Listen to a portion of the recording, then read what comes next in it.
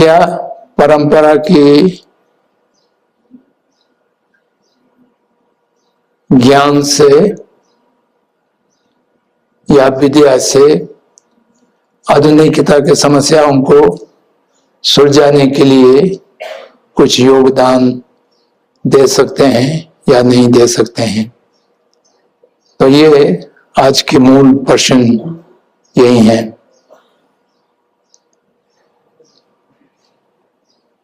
20-25 वर्ष पहले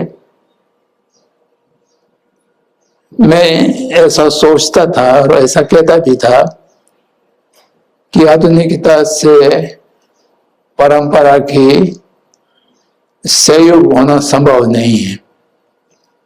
लेकिन विनोबा जी बार बार कहते थे कि अगर आधुनिक साइंस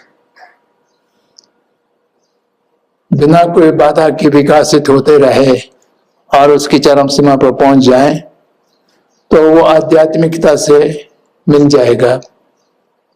जिस दिन आध्यात्मिकता जो पहले से विकसित हैं, विशेष रूप से भारतवर्ष जैसे में, उसके साथ साइंस के विकास में पहुंच जाए तो वो दोनों मिल जाएंगे, तो उसी दिन जगत की व्यवस्था कुछ भिन्न होगा।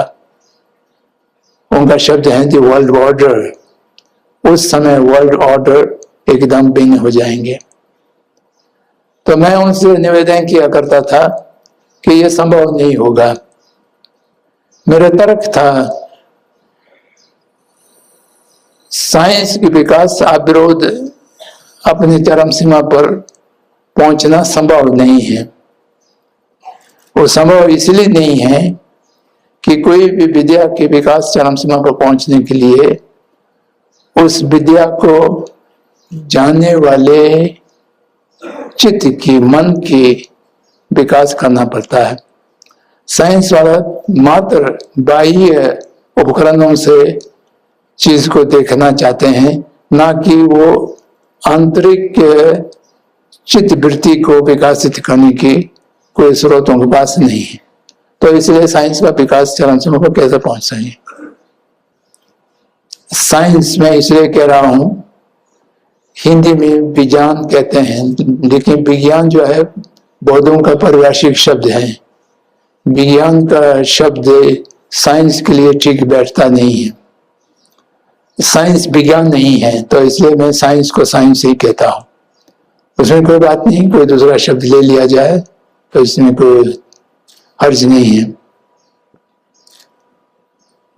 तो ये विनोबा जी की और मेरे मतभेद था, और मैं भी उस गुट में थे जो आधुनिकता को परंपरा से सुधारा नहीं जा सकते हैं, परंपरा से आधुनिकता को कोई सहयोग नहीं की जा सकते हैं, वो कहने वाले में भी मैं था। लेकिन एक आश्चर्य घटना इस दुनिया में घटे, वो है कि परम पावन 14 दलाई लामा जी पिछले लगभग 35 वर्षों से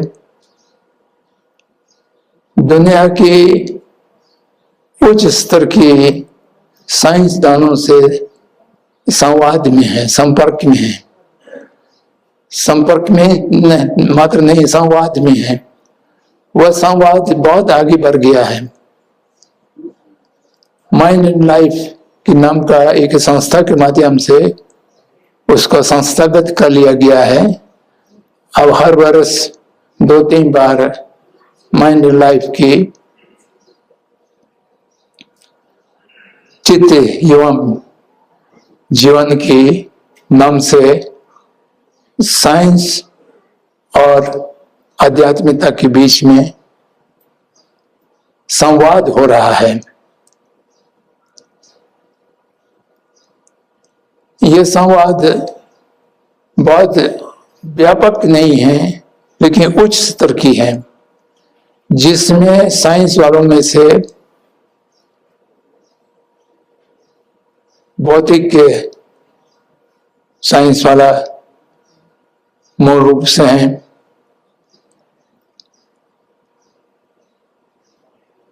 साइकोलॉजी वाले, न्यूरोलॉजी वाले भी अब जोड़े हैं। अब पिछले 2-3 साल में कुछ इकोनॉमिक्स भी, अर्थविद्या के लोग भी इसमें जुड़ना शुरू हुआ है। मूल रूप से फिजिस्ट, क्वांटम फिजिस्ट की जो उत्तम विद्वान वर्ग हैं, उनकी मन में प्रतीत उत्संपन्न के सिद्धांतों से, उनकी रिलेटिविटी सिद्धांतों से मिलना और जान और विषय के संबंध से क्या होता है, उससे आधुनिक विज्ञान के दृष्टिकोण, इन सब में बहुत निकटतम पा रही हैं और एक दूसरे से। तो उसी तरह से साइंस की अध्यापन और शोध के कार्य महाविहारों में प्रारंभ कर दिया है परम पहुंच जी ने। महाविहारों से सुधीर युवक बीच लोग अमेरिका में या पश्चात देशों में जाकर के साधारण साइंस के अध्ययन कर रहे हैं और उस बीच में जो वार्तालाप हो रहे हैं, तो इससे मुझे ऐसा लगा कि विनोबा जी अकारण कुछ नहीं कर रहे थे। विनोबा जी का कहना यह था कि साइंस वाले को भी आखिर में जाकर के आंतरिक चित्त को नजरअंदाज नहीं कर पाएंगे, उसको देखना पड़ेगा। जब देखना शुरू करेंगे तो हम लोग थोड़ा सा उनको मदद कर देंगे तो वो बहुत दूर उछल सकते हैं। उनका शब्द होता था क्वांटम जंप हो सकते हैं, इसके संभावना है, हम इसको इनकार नहीं कर सकते हैं। तो तब से लेकर के मेरा भी मत परिवर्तन हुआ। अब हम इसकी संभावना को नकारता नहीं है। परंपरा के माध्यम से आधुनिक की समस्याओं का समाधान खोजने के लिए चेष्टा करना चाहिए, जिसमें परंपरा वाले अपने योगदान देना चाहिए। ये एक सिद्ध हो चुके हुए तथ्य हैं। परंपरा वाले को निराश नहीं होना चाहिए। परंपरा की विद्या से अगर जगत को बचाना है तो मात्र यही विद्या है जो जगत को आधुनिकता की जो समस्याओं से बचा सकते हैं। समस्याओं से बचाना चाहिए, ये बात कहते हैं तो समस्या क्या है, ये प्रश्न उठेंगे।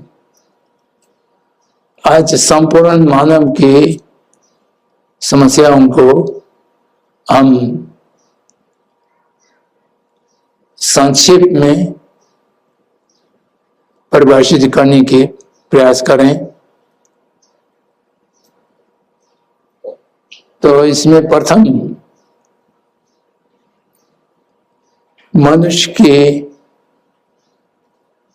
जो मूल स्वभाव है, मूल स्वभाव सदाचार के स्वभाव थे, वो गिर करके नष्ट हो गया है। मनुष्य स्वकेंद्रित हो गए हैं, स्वार्थी हो गए हैं। प्रतीत संपन्न के रूप से परस्पर आश्रित होकर के सहयोग के रूप से जीने की कला को खो दिया है। उसी कारण एक बहुत विशाल संघर्षपूर्ण जगत दिखाई दे रहे हैं। इस संघर्ष में महायुद्ध से लेकर के दो आदमी के संघर्ष तक विभिन्न प्रकार के विध्वंसक जो हिंसा है वो उत्पन्न हो गया है। तो हिंसा एक आधुनिक समस्या है। युद्ध के रूप में अघोषित युद्ध के रूप में, आतंकवाद के रूप में, या नितांत व्यक्तिगत हिंसा के रूप में हर जगह पर हिंसा का वृद्धि हो रही है। क्योंकि आधुनिक अर्थ पद्धति के अंदर जो आर्थिक जहां पर लाभ हो, व्यापारिक लाभ हो, वहां पर कुछ भी चल सकते हैं। दुनिया नष्ट हो जाए तभी उनको कोई परवाह नहीं होगा। हिंसा के माध्यम अस्त्र जितना भी उत्पत्ति होता है उसकी बाजार चाहिए। उसकी बाजार तभी रहेगा जब युद्ध रहेंगे, हिंसा रहेंगे, उस शस्त्रों को उपयोग करने वाला रहेंगे। तो उससे आदमी मरता है, जीता है, कोई परवाह नहीं, वो बाजार में बिकना चाहिए, केवल इतना ही है।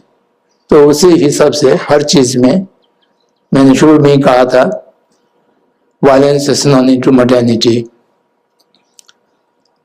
तो इसके साथ जो पर्यावरण का प्रदूषण है वो भी मनुष्य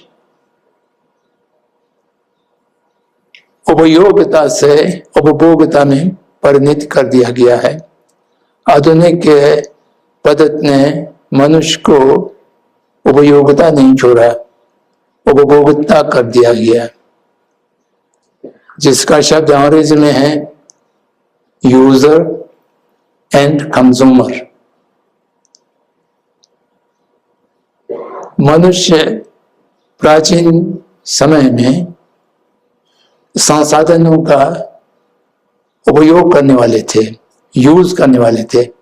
यूज करना हमारा अधिकार है। हम जितना आवश्यकता है उतना हमें यूज करना, हमें उपयोग करना, ये हमारा अधिकार है। और उस अधिकार की तुलना में कुछ कर्तव्य भी निर्धारित हैं। तो इसलिए जब तक हम उपयोग करता रहे, तब मनुष्य और प्रकृति के बीच में कोई संघर्ष नहीं थे, कोई द्वंद्व नहीं थे। लेकिन मनुष्य को उपयोगकर्ता से उपभोगकर्ता में बदल दिया, कंज्यूमर में बदल दिया। तो कंज्यूमर की अर्थ ये है कि मुझे आवश्यकता है या नहीं है, ये प्रश्न नहीं है। मुझे कंज्यूम करना है, उपभोग करना है, चाहे मुझे आवश्यक हो या ना हो। तो ये जो मनस्थिति है, इससे प्रकृति और मनुष्य के बीच में संघर्ष हुआ, जिसके कारण पर्यावरण का प्रदूषण इतना व्यापक रूप में हो गए हैं। जो इस पृथ्वी के तापमान जिस गति से वृद्धि हो रहे हैं, तो वैज्ञानिकों का कहना है कि 2060, 65 या 75 के आसपास में ये पृथ्वी जीव जंतुओं की रहने लायक नहीं बचेंगे। ये हम नहीं कह रहे हैं, साइंसदान लोग कह रहे हैं। उसमें कोई सत्य भी होगा, और उसकी निराकरण के लिए यूएन से लेकर हर जगह कोई न कोई बातचीत होता है, लेकिन वो सारे बात कार्यान्वयन करने वाले कोई भी नहीं है। जब तक उद्योगपति की शासन चलता रहेगा तब तक वो आएंगे भी नहीं। तो उसी से संबंधित गरीबी और अमीरों के बीच में जो खाई है वो भी बढ़ते चले जा रहे हैं। ज्यादा गरीबी होना आज की अर्थव्यवस्था की बाजार कंज्यूमरिस्टिक सिस्टम के साथ चलने वाली जो अर्थव्यवस्था है, बाजारवाद और उपभोगवाद की व्यवस्था है, उसमें गरीबों की वृद्धि के बिना अमीरों का काम नहीं चलता है। तो ये भी बहुत दूर तक जाने वाले हैं। तो एक चीज जो बच रहे थे, धार्मिक आस्था, धर्म की आस्था समस्त मनुष्य को जोड़ने वाले समझा जाते थे, अब वो उलट गया है। धर्म के नाम पर विभाजन हो रहा है, धर्म के नाम पर हिंसा हो रहे हैं, और इसका शब्द बड़ा अजीब डाल दिया है आधुनिक वालों ने, धार्मिक असहिष्णुता, रिलीजियस इंटॉलरेंस। ये कैसा विडंबना शब्द है। जहां धार्मिक के चित्त होंगे वहां पर असहिष्णुता के स्थान नहीं है, जहां पर असहिष्णुता होंगे वहां पर धार्मिक चित्त होने के प्रश्न नहीं है। ये पश्चात वाले भी अब जानते हैं कि रिलीजियस रहा नहीं है, उनके नाम से जो रिलीजियस कहा जाता है वो रहा नहीं है, तो रिलीजियस संस्थाएं बच गया है, तो उससे लोगों में विभाजन हो रहा है। आज धार्मिक के नाम पर कितना हिंसा हो रहे हैं, वो एक तरह से दवा विष हो गया। जोड़ने वाले धर्म बांटने वाले हो गए। धर्म तो नहीं हुआ धर्म के नाम पर। क्रिश्चियन विद्वानों के विश्लेषण करने से थोड़ा करने की जो तरीका है वो सरल लगता है, हमको भी इसको अपना में ला सकते हैं। Religiousness, religiosity and रिलीजियनिज्म। रिलीजियसनेस कहते हैं जो धर्म की मूल सिद्धांत, धर्म के मूल सिद्धांत आज कहीं रहा नहीं। Religiousness is disappeared. रिलीजियोसिटी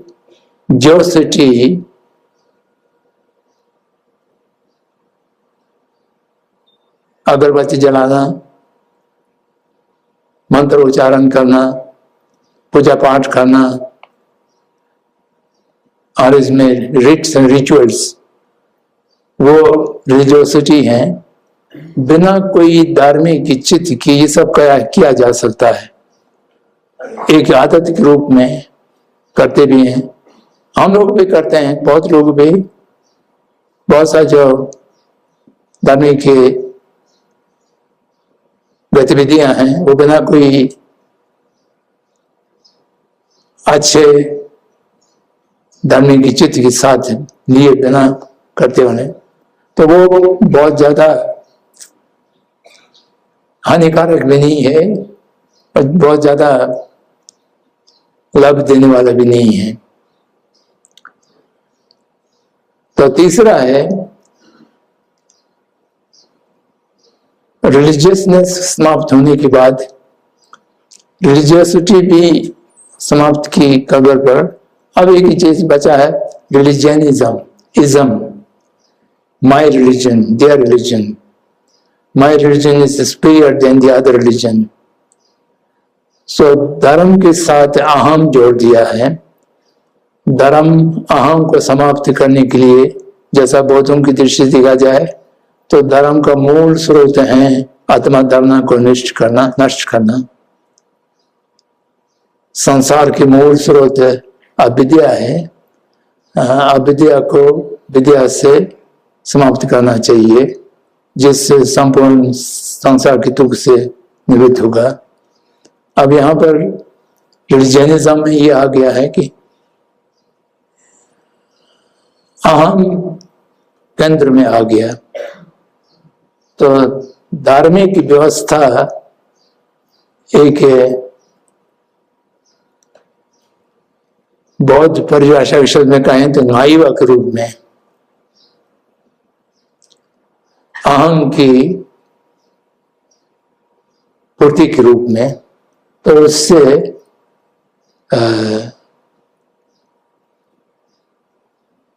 धर्म भी विभाजन की वस्तु आ गया। जैसा मैंने कहा, रिलीजियस इंटॉलरेंस, रिलीजियस टॉलरेंस, ये दोनों शब्द जो है बहुत प्रचलित हैं, गलत हैं। Religious tolerance is also very cursor, एक बात है अपत्यजाना के शब्द हैं। धर्म को सर्वधर्म संभव, जैसा गांधी ने कहा, एकता का प्रकार से आदर सत्कार करने के योग हैं। धर्म कोई सह करने की वस्तु नहीं है। सह करना मीन्स, सह करने का अर्थ है कि हमको स्वीकार तो नहीं है लेकिन हम इसको बर्दाश्त कर रहे हैं। तो इसकी शब्द मात्र से ऐसा लगता है कि धर्मों के बीच में विभाजन है और सबको एक ही प्रकार से आदर सत्कार नहीं किया जा सकता है। तो ये सब आधुनिकता की माध्यम से आए हुए वैश्विक समस्याएं हैं। इन वैश्विक समस्याओं को समाधान खोजने के लिए परंपरा की विद्या में ढूंढना होगा कोई उपाय, उसके अतिरिक्त कोई उपाय ढूंढा नहीं जा सकते हैं। तो इसमें एक दूसरा विवाद हम लोगों के बीच में छिड़ा करते थे, विद्वानों के बीच में। आधुनिकता से लड़ने के लिए या आधुनिकता के साथ सहयोग करने के लिए आधुनिक उपकरण या आधुनिक संसाधनों को अपनाना होगा या नहीं अपनाना होगा, ये दूसरा प्रश्न है। ये एक व्यापक सिद्धांत बनाए नहीं जा सकते हैं, लेकिन व्यक्ति व्यक्ति पर निर्भर करेगा। जिस प्रकार से वो आधुनिकता के साथ संवाद करते हैं, संबंध करते हैं, सहयोग करते हैं, तो वो उपयोगी समझें तो आधुनिक उपकरणों को प्रयोग भी कर सकते हैं, या उपयोगी नहीं समझें तो उसको छोड़कर के अपना परंपरागत उपकरणों से आधुनिक के साथ संवाद बना सकते हैं। तो इतना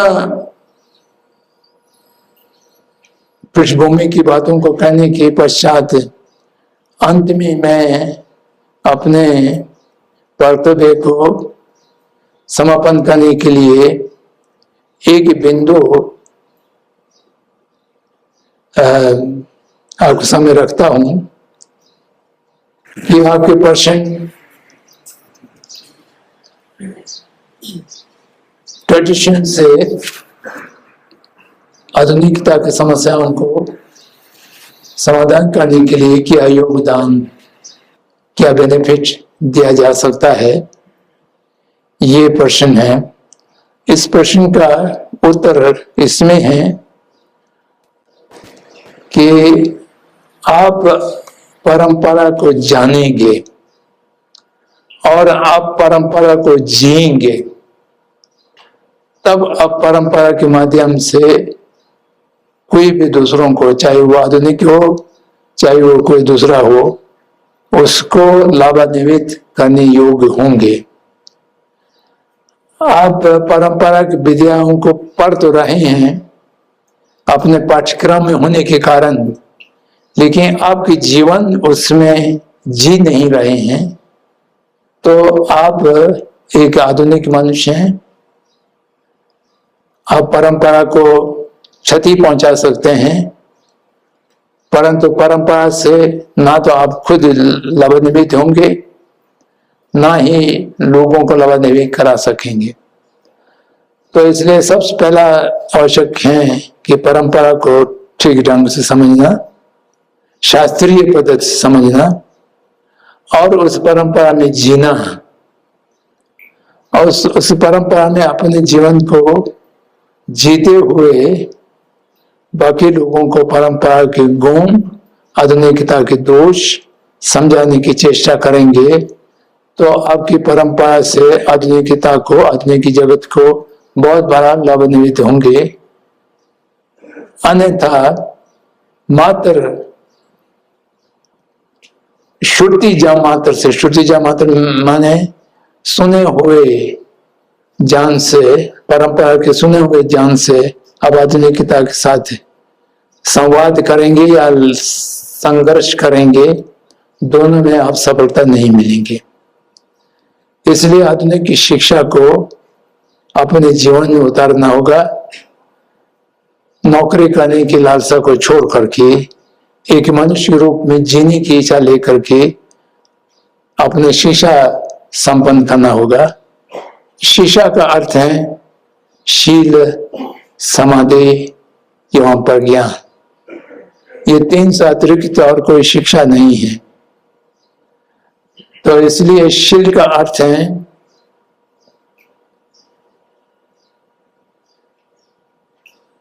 एक अनुशासन में रहना। अनुशासन में रहने का अर्थ ये नहीं है कि कोई दबाव में रहना हो, किस वजह से रहना हो। अनुशासन में रहने का ये है कि अपने मन से कर्तव्य क्या है, अकर्तव्य क्या है, कुशल क्या है, अकुशल क्या है, ये विवेक करके बिना कोई दूसरे पर निर्भर होते हुए विवेक करके हर कायिक, वाचिक और चैतन्य की गतिविधियों को एक जानकारी रखें, एक स्मृत, अनुस्मृत और संप्रज्ञान के माध्यम से मैं क्या सोच रहा हूं, मैं क्या बोल रहा हूं, मैं क्या कर रहा हूं, ये क्या करने योग्य है या नहीं है। तो ये अपने मनोभाव की अधीन न होकर के अपने मूल चित्त की माध्यम से स्व अनुशासन की रूप में रहने लायक जब होगा तो आपके पास शील की पृष्ठभूमि हो जाएंगे। तो उसके बाद आपकी चित्त एकाग्रता कोई एक विषय पर सोचने, विचारने के या खोजने के समय में मन इधर उधर भटके ना, मन एक साथ अंग्रेजी में कंसंट्रेशन करते हैं, ध्यान एक अग्रहित होकर के ध्यान देने की अभ्यास करना। तो ये थोड़ा बहुत प्राप्त हो जाएंगे तो आपका दूसरा शीशा हो जाएगा। ये दो शीशा आपके पास प्राप्त होगा तो प्रजा स्वयं जागृत होंगे। प्रजा उत्तम के रूप में तत्व को देखने वाले, जो परम सत्य को देखने वाले ज्ञान को कहते हैं, उसकी पहले जो विवेक है, कर्तव्य अकर्तव्य, कुशल अकुशल के मध्य में जो भेद करना है, जो पहचाना है, उसकी क्षमता जब तक मिल जाए, आप अनुशासित हो, स्व अनुशासित हो, किस दबाव में नहीं, और आप एक ही एकाग्रता के चित्त के अभ्यास ठीक हो जाए। तो मेरे मित्र स्वर्गीय यदु कृष्णमूर्ति बार बार यही कहते थे, उनका तो भाषा तो अंग्रेज में रहा है, the basic purpose of education is to awaken the inner intelligence. शिक्षा का मूल उद्देश्य ये है कि अपने चित्त के अंदर, अपने मन में प्रारंभ से विद्यमान जो सेज विवेक है, प्रज्ञान है, उसको जागृत करना, so that the person flower in goodness, वो विवेक जागृत हो जाए तो उस आदमी को फिर अनुशासन की, शील की बात करने की जरूरत नहीं रहेंगे। वो अपने आप खिलेगा अच्छे रूप में, इन गुडनेस, फ्लावर इन गुडनेस। फिर उसमें कोई अनैतिकता के कार्य में जाने की प्रश्न नहीं उठेंगे। तो इसलिए इसी तरह से परंपरा में अंदर घुसने की, श्रुति के माध्यम से, चिंतन के माध्यम से, भावना के माध्यम से और उसमें जीने के प्रयास करें। जब ये प्रयास आप करना प्रारंभ करेंगे तो आप अपना आप एक फूल की तरह खिलेंगे, सुगंध फैलेंगे, उससे आधुनिकता में जीने वाले सबको लाभान्वित होंगे। इतना मैं निश्चित रूप से कह सकता हूँ।